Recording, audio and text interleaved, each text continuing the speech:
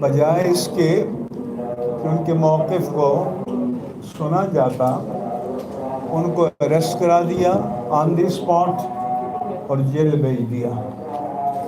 میں 50 سال سے اس طرح کے ریاستی ڈائلاگ میں شریک ہوتا رہا ہوں، ایک بار بھی ایسا نہیں ہوا کہ ڈائلاگ کے لیے بلایا گیا ہو، مشاورت کے لیے بلایا گیا ہو اور آن دی اسپاٹ اریسٹ کر دیا جائے۔ تو پہلی اشتعال انگیز کارروائی ڈی پی او نے یہ کی۔ پھر مجھے کہا کہ ڈی سی ایبٹ آباد آپ سے بات کریں گے۔ ڈی سی ایبٹ آباد نے مجھے فون کیا کہ آپ مدد کریں۔ میں نے کہا مدد کرنے کا یہ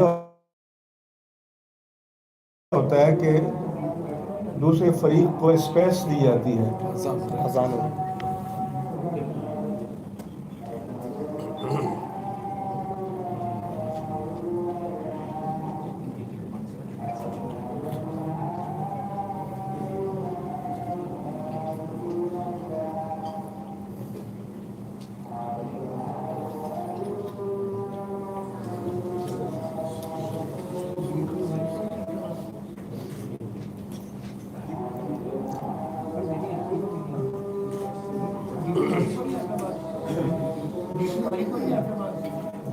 فون پر بات ڈی پی او ہری پور یا ایبٹ آباد پوچھ رہے ہیں۔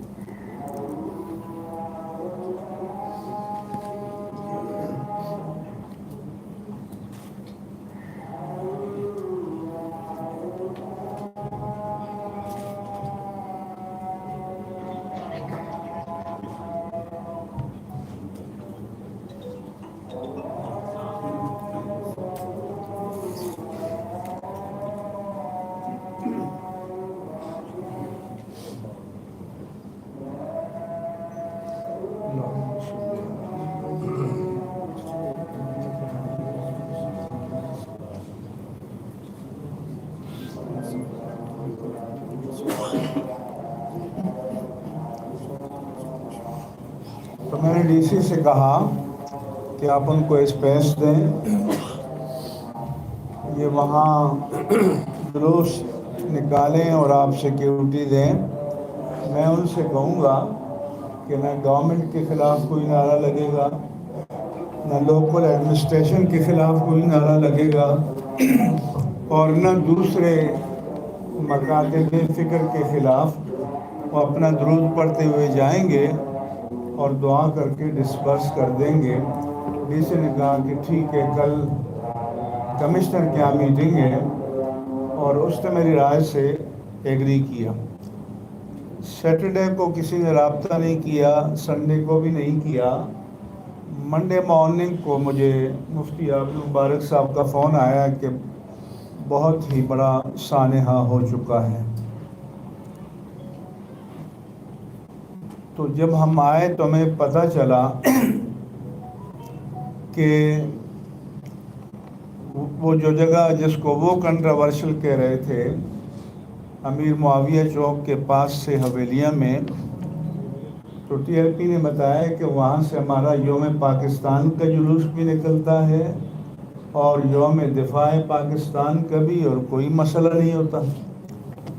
اور خود سپاہ صحابہ کی لیڈرشپ نے کہا کہ ہمیں کوئی اعتراض نہیں ہے، ہم ساتھ بھی جانے کے لیے تیار ہیں۔ جبکہ تاثر یہ دیا جا رہا تھا کہ وہاں وہ لوگ ہوں گے اور تصادم ہوگا اور ٹکراؤ ہوگا۔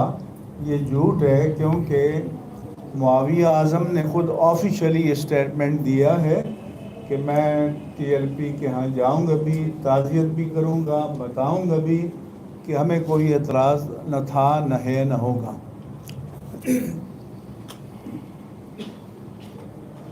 پھر ہمارے مفتی اعظم مبارک صاحب علامہ سعد رضوی صاحب سے رابطے میں تھے، تو انہوں نے بتایا کہ آپ یہاں کال آف کر دیں۔